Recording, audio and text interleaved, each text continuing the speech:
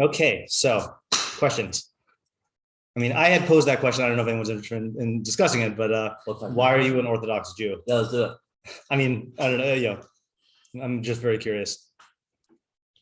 Isn't somebody posed that question to you? Yeah, and I posted it in the chat, and I got some good answers. Us? Oh yeah, I was asking you guys. Yeah, Oh, I mean, I have my answer, but I'm Well, I'm an Orthodox. Well, what does Orthodox mean? So it was a deliberately open-ended question. So let's say for our purposes, Shomer Torah mitzvos. Also, chances. Chances? What do you mean? For me, it's chances. Chances Like for if I didn't go to Richmond, yeah. if I didn't meet Rakham with Roche, if I didn't Okay. understand that, it was just All right. So let me subdivide the question. What? Yeah. So subdivide the question. Okay. There is why were you an Orthodox Jew, like historically, and then there's why are you an Orthodox Jew? Meaning you could stop keeping halacha right now if you wanted to. Oh, because I see the value in it right now. Okay. See the value. Yeah. Okay. See the value. You want to elaborate on that or just? I mean, yeah. I mean, honestly, like when now that I'm in the business world and like I see other people, I see like the non-Jewish lifestyle. Like I'm grateful that I'm Jewish. You know, like I could there's actually something to compare it to. Right. Like, so compared to the alternatives, then yeah, I mean, like it's a horrible lifestyle. Even though like it may feel good. Yeah. You know, it's like a good lifestyle, like the more pleasurable lifestyle, but like they're not really gaining anything. Well, that's the other thing also, though. I mean, I would like to assume about you specifically that Mishle has shown you that it's not even a more pleasurable lifestyle.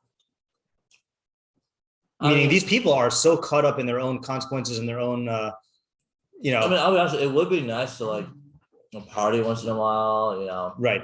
But a pleasurable experience is different than a pleasurable lifestyle, Yeah. I mean, I'm not trying to force your answer. I'm just saying. I'm trying to separate the two. Right. I'm trying to say having a pleasurable experience. Yeah.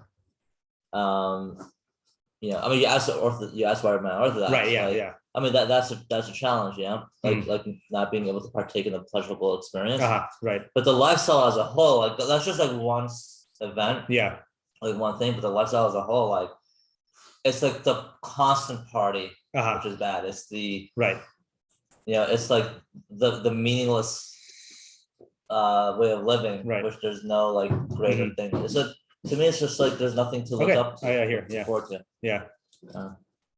You have an answer. I don't want to monopolize it. I just was curious about your answers because I think it's a really fruitful question to ask yourself every once in a while. I think there's like millions of little things. Yeah.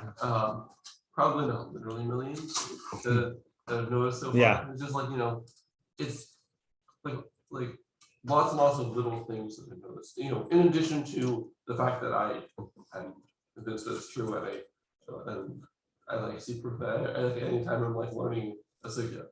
So that is what really made me curious about your answer. Do you mind, Ariel, just either knocking down the thing or thanks. I'd like to see David and Klein.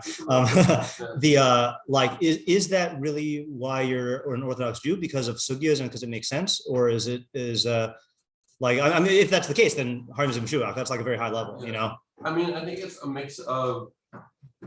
I think it makes sense to me that this is true, but also I think it makes sense to me as a lifestyle lived, even if I found conclusively that it was made up.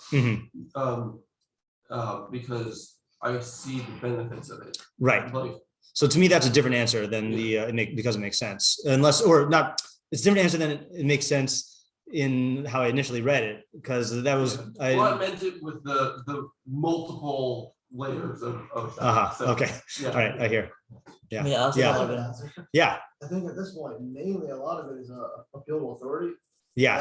And because I was born that way. Right. And it's comfortable. Yeah, that's definitely an honest answer. Yeah. In a lot of things. Right. I mean, thankfully, also over the past 4.5-5 years or so, I've come to recognize, that it seems like it's a system that is beneficial also. Yeah. Definitely a big thing also. Right. It was a system that didn't make me feel good or satisfy my mind. Yeah. Or that I definitely don't think I would do it either. Yeah. But at this point, I recognize that a lot of it is definitely I out myself here. Yeah, sure, out myself here. I don't know. I do not understand Yikar Hashem. I'm not even like. You're not the only one, yeah. No, I'm saying, I cannot in a conversation or anything, to my knowledge, I cannot prove that God must be one or that God even needs to exist. Yeah, right. So like, they're definitely like the karma, I believe in them. Yeah. I can't prove like Right. many of them. Yeah. Right. Yeah. I hear. Okay, yeah, then that's a good honest answer. By the way, just to clarify the question, that this is a question you should ask yourself every once in a while, and that the answers will change, I assume. If not, then I'd be very worried if the answers didn't change, that you're faking yourself out. And then the other thing also is that the occasion for the question was, this is a question that was posted by Rabbi Scott Kahn just on the Facebook group, but I think that this is relevant to Pesach, right? Because the whole thing is, this is the time to orient yourself towards the system at its roots. And this is the beginning of the spiral curriculum, of the year, and like seeing what your life would be without Torah and mitzvos starts here. Yeah. Yeah, I just want to say about that. Yeah. I think this is something that I find beneficial about working in a workplace with non-Jewish people. Mm-hmm. Yes. Because I've specifically thought about this question because I'm like, what if a coworker asked me that?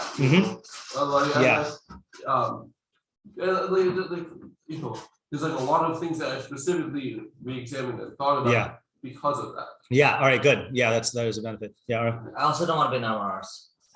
Why not? Because I don't want to be dumb.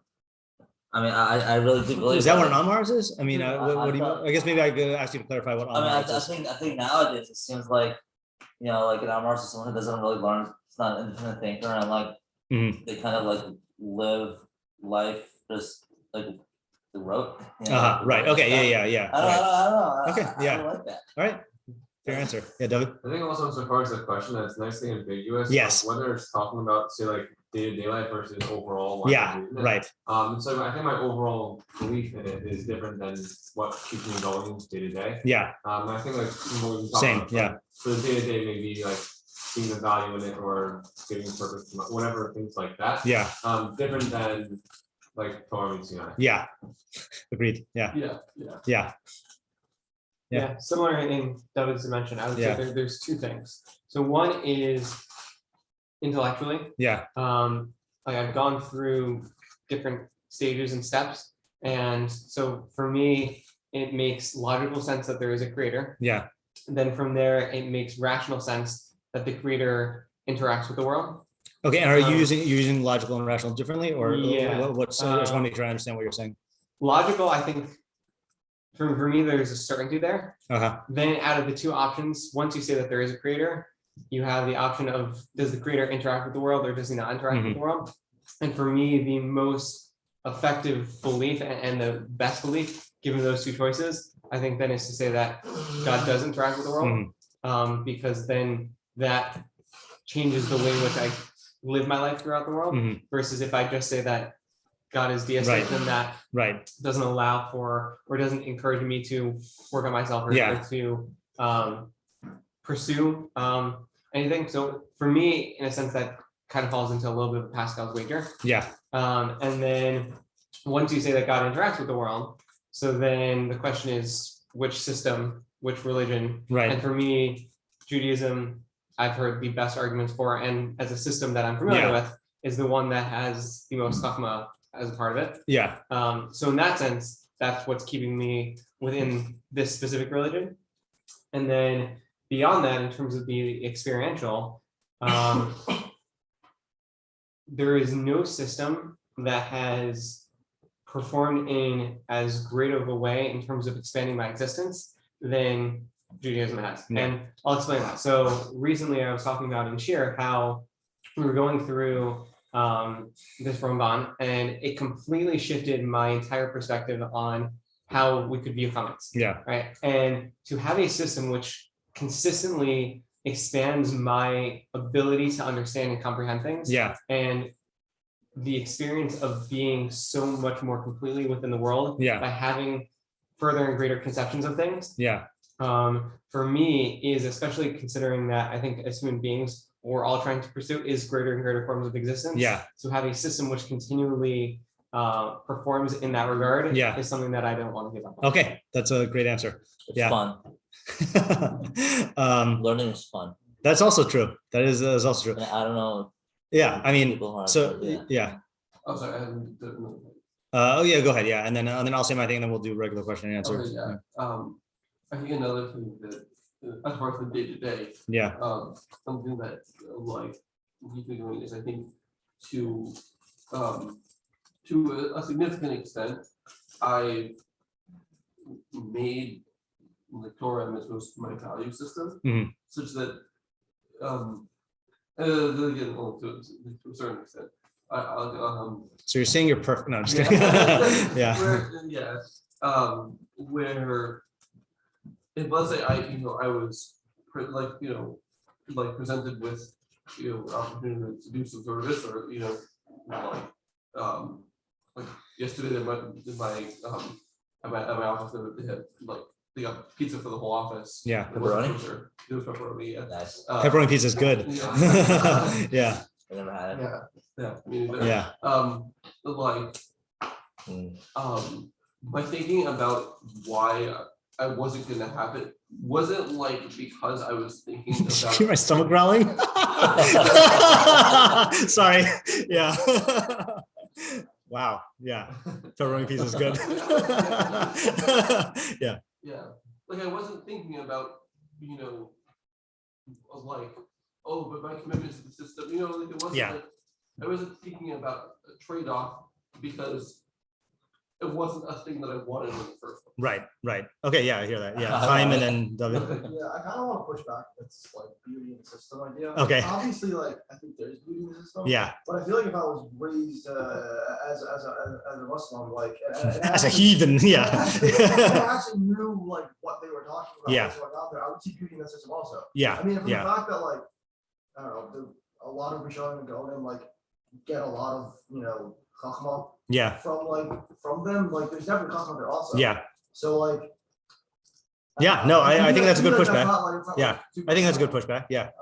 Agreed. Yeah, David. Yeah, another thing also, I think emotionally I've built up propulsions to not following certain things in the system. Certain things are like obviously wrong to do, but then I do feel repulsed by doing that, or even certain like adopting value systems that are not in line with my understanding of Torah, and that also like I'll have propulsion from doing that. Propulsions. I just missed which direction. I mean, you're saying from acting in those ways that are not in line with Torah, or things like that. I think that also then does keep me as far as why am I at least practicing. Because I don't want to. I feel wrong. Okay, I see what you're saying. Yeah. The word propulsion was confusing me because repulsion. Okay, all right. I was like, this is a new usage of the term propulsion. I've heard of jet propulsion. Yeah. Okay, I get it. Yeah. Okay, so yeah. I think the same pushback, but anyway. You were repulsed by things that were outside of the value system. Oh yeah. Yeah, right. But no, but you're not saying it to justify. You're saying just to explain what's going on. Yeah, right. Yeah. So I would say just my answer is I think I went through three phases, and in three phases. The first phase is like what you were saying of like, I think most of us at least defaulted into it. I mean, again, I defaulted into it through like my family becoming religious and stuff. The second phase, which lasted for a very long time, I think probably through the ages of like maybe 18 until like definitely through my mid 20s. I think I was very convinced that I was keeping halacha for like based on like Torah Sinai and purely like rational reasons. Not that I claim to understand Yichud Hashem or anything like that, but I did feel like even in those areas where I felt like I was not currently convinced, I felt like I ought to be convinced and that ought to be the reasons why I should do it. And I did think that I was convinced that I was keeping it because of Torah Sinai. And I think I like took that thing, which I'm sure you've heard in various things like, if someone could prove to me that like, that Judaism was false, then like I would accept that religion, and like that kind of thing. Yeah. Do you think what you're saying now that like it's something that you ought to understand or that should be the reason? I guess I kind of see that still as the appeal to authority.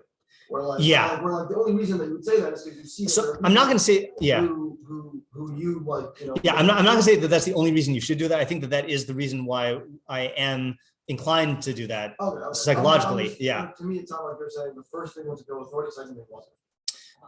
The first thing. The first stage was like a bill authority. No, opposite. First stage had nothing to do with authority. It was okay. by default in terms of just the direction that my life was going. Like Rabbi Scott said, if you were in Haiti, if you were raised in Haiti, then you'd be sticking pins in voodoo dolls too. Like, and then the second one was definitely authority based. Yeah. And then my current answer, I think, is kind of a mix of what Sean was saying, what Ariel was saying, which is, but I would put it in slightly different terms for myself, which is that after being Jewish for 23, well, I guess now 23 years, I was it? True. Except I've had pepperoni. I am convinced, and Pop-Tarts, yeah. Let's get it all on the table now. I am convinced that that this is a system that continually fosters my own development, both in terms of understanding and self-knowledge, but also in terms of like making decisions that give me a happier life, like for whatever happiness is, And when I say it's a system that continually fosters this, is that I'm not going to make the claim that there's no other way that this could be had. I'm not going to make the claim there's no other system.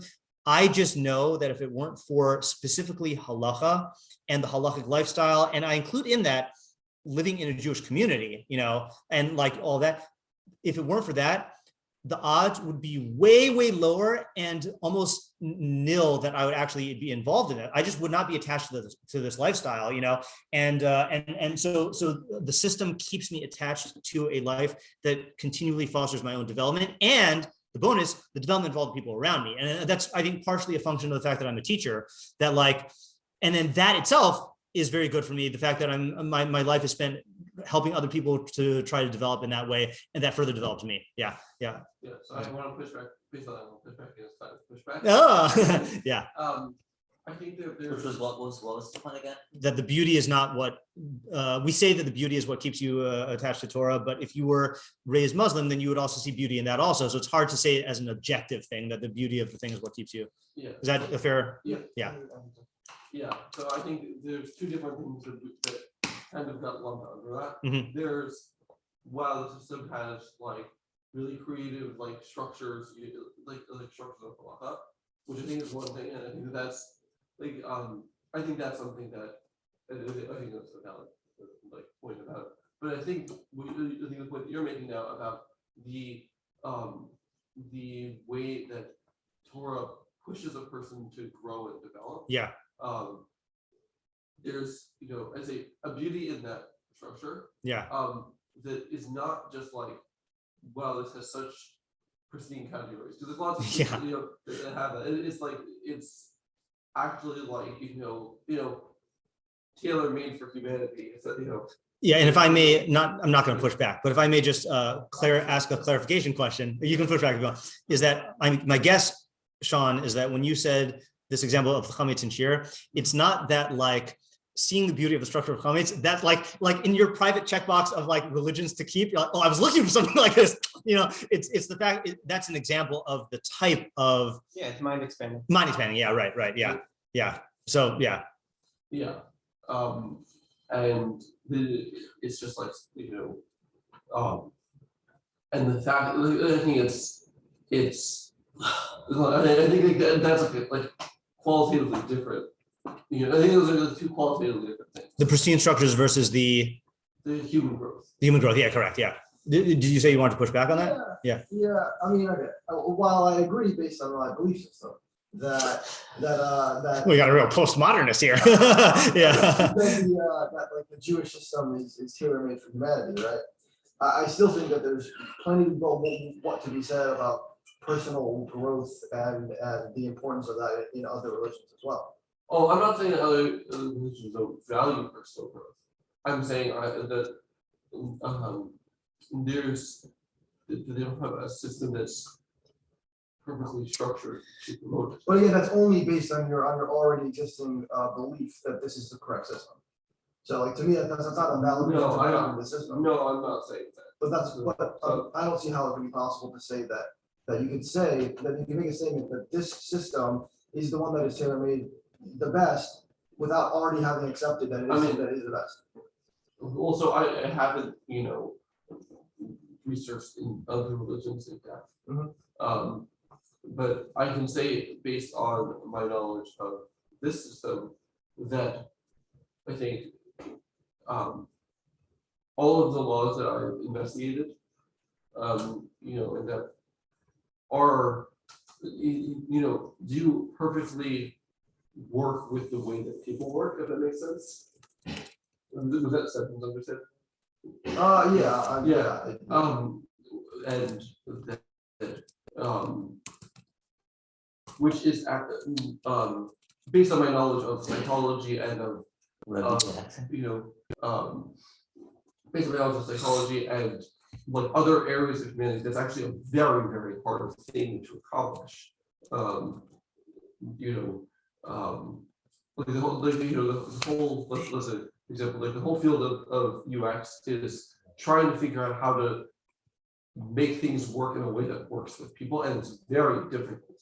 And the fact that Torah accomplishes that, so it's like, not just like, oh, it's good, but like, it's like, wow, like all of these like details of these laws are like, do that. Then I think that like that's not just because this is how I was raised. And it definitely took me a long time to see that. I'm gonna shortcut that discussion for a second, if that's okay. So I think first of all, there is a difference. I think the area where your disagreement lies is, are you in a position to make a claim about other things, or are you only in a position to make a claim about what you have experienced and what you know? Okay, so like that you have to judge on your own. But I want to say in terms of the statement that you made about like each and every law that you've seen, has done this. This is a really good analogy to me. So this is in the footnote 13 in Rebbe's Torah Sinai essay. When visiting the Rockefeller Medical Institute, Albert Einstein met with Dr. Alexis Carrel, whose extracurricular interests were spiritualism and extrasensory perception. Observing that, Einstein was unimpressed. Carrel said, "But doctor," with a capital D, "what would you say if you observed this phenomenon yourself?" To which Einstein replied, "I still would not believe it." Okay, which on the surface sounds anti-scientific. Okay, why would the great scientist not capitulate even to evidence? It is a matter of one's total framework. The true man of science who sees knowledge permeating the entire universe from the smallest particle to the largest galaxies will not be shaken from his view by a few paltry facts, even though he may not be able to explain them. Only the ignorant are moved by such evidence. In a similar manner, miracles, okay, then he ties it back to miracles. Now, just to give a little like two exceptions. I mean, if you've read Rav Pesach's monumental essay on scientific and halakhic thought, you'll know that like this is how paradigm shifts occur, is that you do in the evolutions of theories in any field, you do get to a point where like you have the theory and then you have people pointing out little problems with it and then trying to solve those by like forcing them into the theory. And then eventually you have someone who says, okay, we need a new theory, Is that the one where he talks about like the 3 different things with gravity or something? I don't. Can you post this in the discussion cap? The Rav Pesach one, yeah, sure. I mean, it's the only essay of Rav Pesach that I know that's available like publicly. I don't know if you shared other ones. He may have when he shared that document or that. I'll share it. I'll share it because I have the current one. I don't know if you do. We edited it for the new website in 2020, and by we I mean I. So I don't know which version is on the old one. But and then another thing is the the Seltzer and jam theory Freud thing that I've talked about also. So I just want to say, okay, I'm just giving footnotes here, which I can send that as well. But the point I'm making is that Einstein was convinced enough about physics that if there's something he doesn't understand, he still has a conviction that there is something that can be understood, or that's not a challenge to the entire framework. Isaac Newton, if he saw a plane flying on ahead, would say, oh, that's it. All of gravity is just totally false. Like, no, he would try to like understand it. And so I think there is a critical point at a person's development in terms of Judaism where they might be skeptical about, let's say, chukim that you don't know the reasons for. And then at a certain critical point, or whether like this halacha makes sense to keep, but at a certain critical point, you're like, okay, I've seen enough evidence that that things like this make sense, or that things like this are beneficial or whatever, that like, I'm going to submit myself to the system, even if I don't understand the particular, and I hopefully that's an area that I don't think that's even in the realm of your disagreement. Yeah. Okay. All right. And then I do want to move on because this is Q&A. Yeah. I have 2 points on. one thing about yourself at the community. Yeah. You know, and Yeah, that's yeah. part of the reason why you're like Orthodox. Yeah.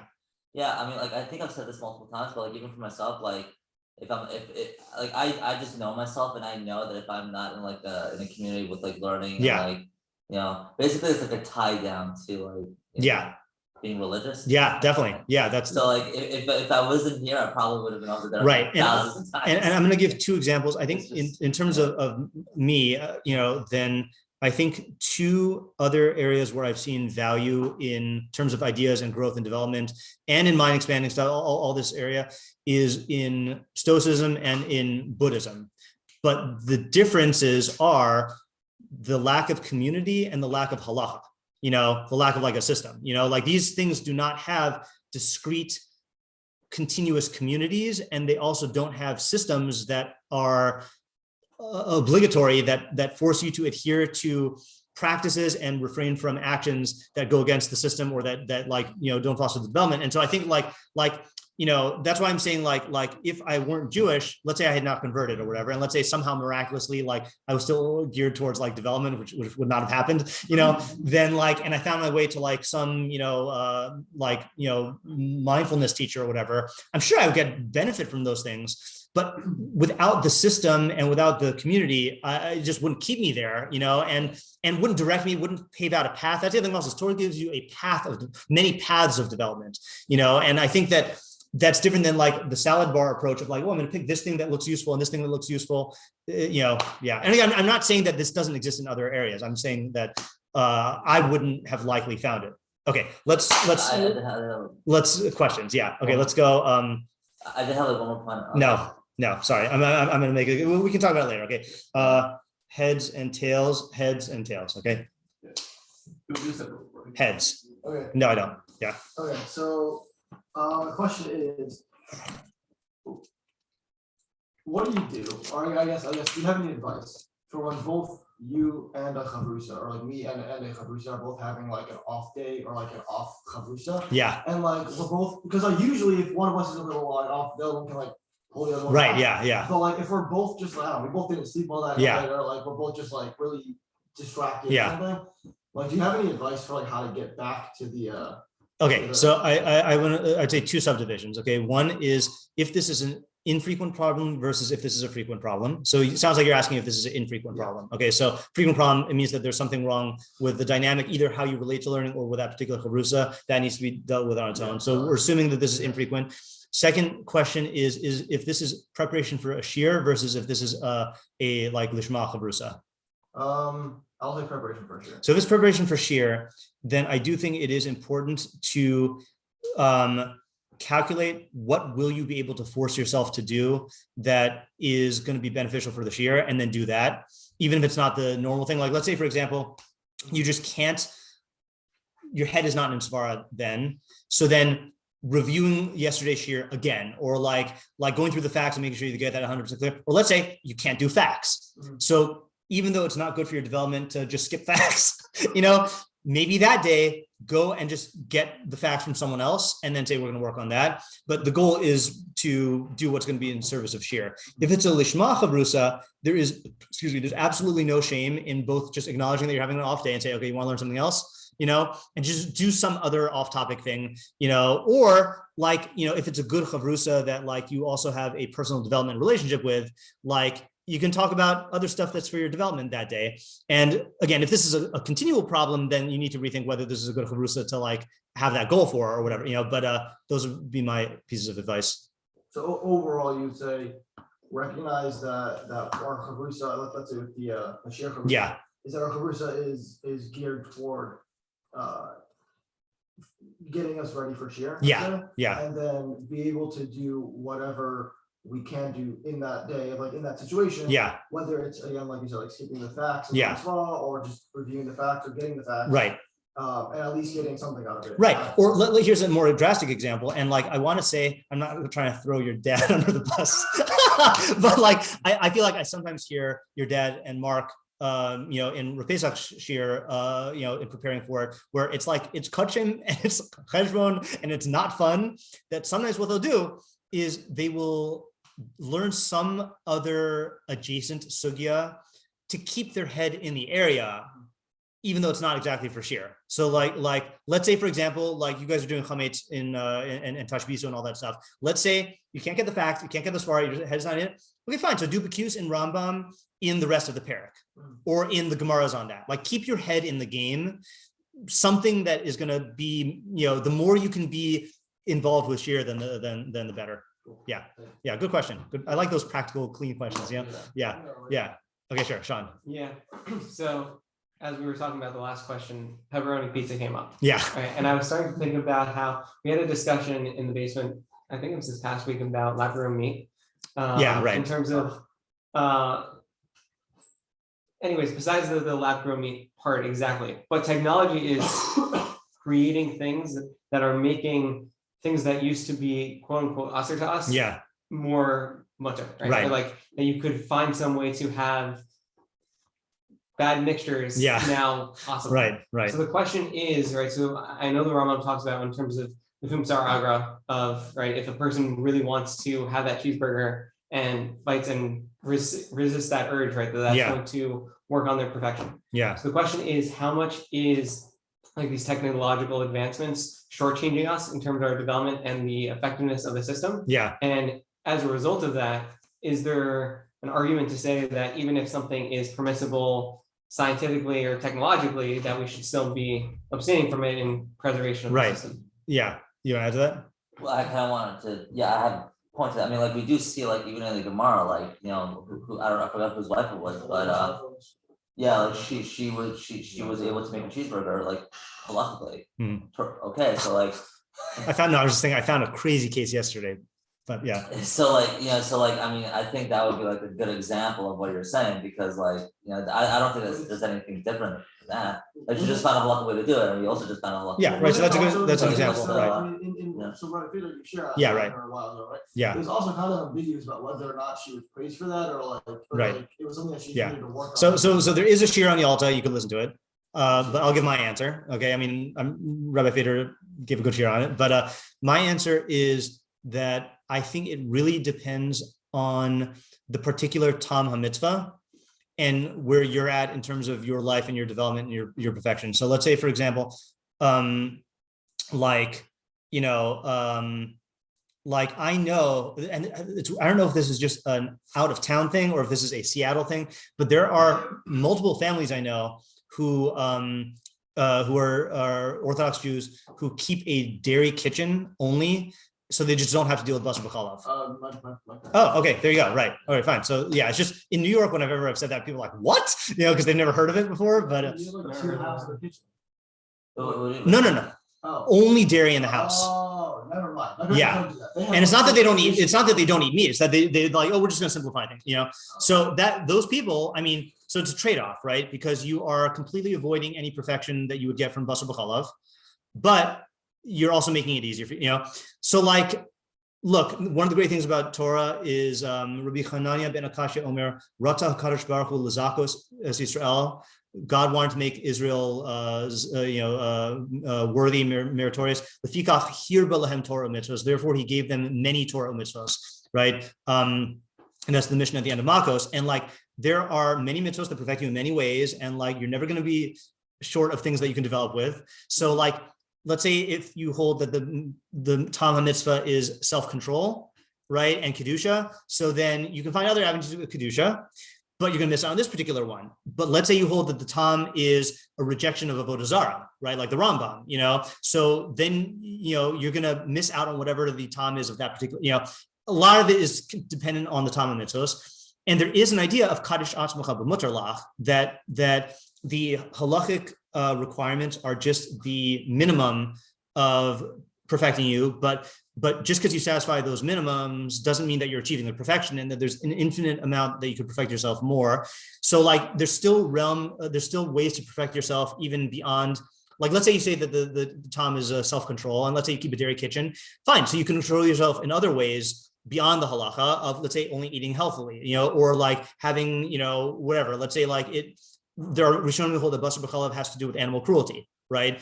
And so like, so develop cruelty by getting like, not develop cruelty, develop anti-cruelty, work on your cruelty by having like, humane source, there's other ways to do this. And you also have to acknowledge the reality that the answer of that ship has sailed applies to lots of things. For example, we have electric lights that we can keep on for all of Shabbos. So we're not getting whatever perfection there was of like Jews would have to like light all their candles on Friday night and like you get that light for the night and then you can't have the light in other areas in the day. Like you're already losing out on that. All of Sefer Zerayim, and the agriculture, we're not in an agrarian society. So we're missing out on a lot of that also, So I feel like, not when you're asking the question, but I think a lot of people who ask this question that I've heard have this thing of almost like a drive for a return to the purity of like original Torah. And I feel like that ship has sailed. We're past that. And the only question is where, but there definitely is merit in doing that. And I think you do have to ask yourself, like, yeah, if we end up being in a world where all the meat that the Jews end up eating is lab grown and we can eat it with, I don't know what we hold, and we can eat it with cheese, like, yeah, like that, the poskim who make this psak have to decide, same way they did with electricity on Shabbos, right? Like there are many arguments that you can say that electricity should be mutter on Shabbos, but the poskim, thank God, have not poskin that it's mutter because they realize the whole institution of Shabbos would like fall apart if people could just use electricity, So I think poskim would have to like make those decisions and, So it's not a one size fits all answer. I think it depends on the Tam mitzvah, on your relationship to that Tam, what you can do to perfect yourself in other ways, either through that mitzvah or through another mitzvah, and then like where we're at in society as defaults. You can have a kosher Shabbos lamp of like, turning on and off the light by swiveling the thingy, which is essentially the same as like lighting a candle and blowing out the candle. But, is that like it's, yeah. New question? New question, yeah. Unless we have it. That's a new question. All right. So I met I recently reconnected with a friend of mine. Yeah. He's not religious anymore. And I was talking to one of our previous, Rebbeim, mutual Rav, and I let him know. By the way, I saw him, it was, met him, after 5 years, and anyway, he asked like, oh, how's he doing? Yeah. And then he my hold on just 1 second. I just want to pause the recording 1 second. Yeah, sure. To Yeah, okay, it's fine. Yeah, go ahead. And sorry, and while I was talking to my friend, he Yeah. was saying, yeah, I'm much happier now, this, that, whatever. Yeah. And I'm like, oh shoot.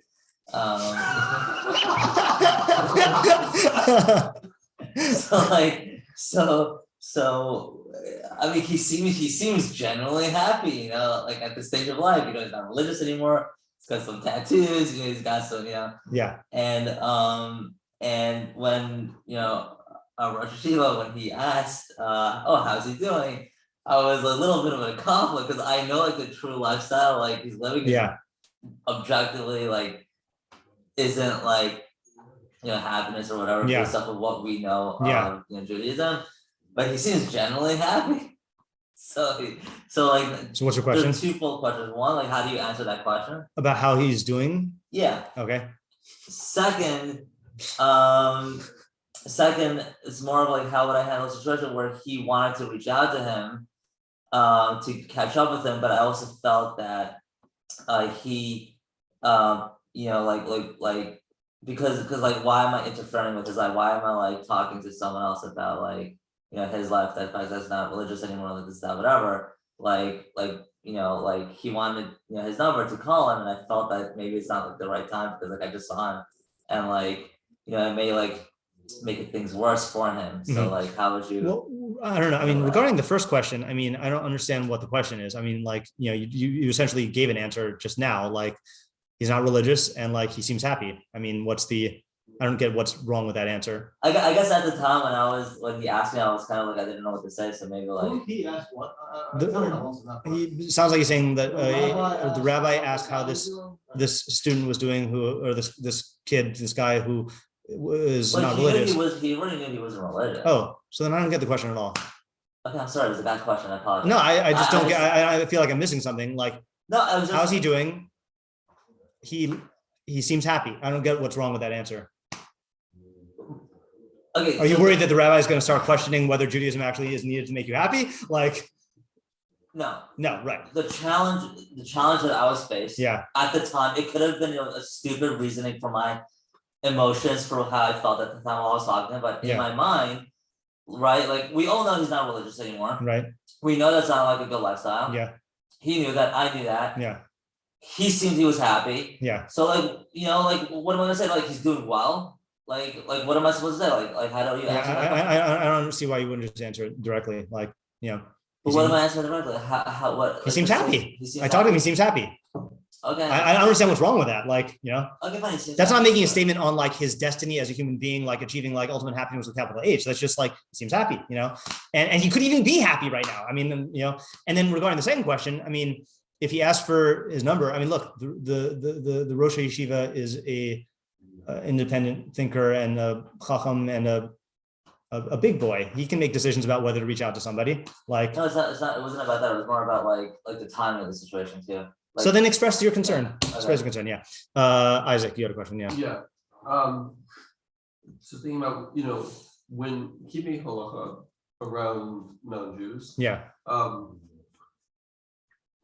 what extent is it like, as a bad thing, as I know it's open-ended, to be like trying to keep halacha in a way that minimizes the, I'd say the noticeable differences between the way that I'm acting and the way that other people are acting. Right.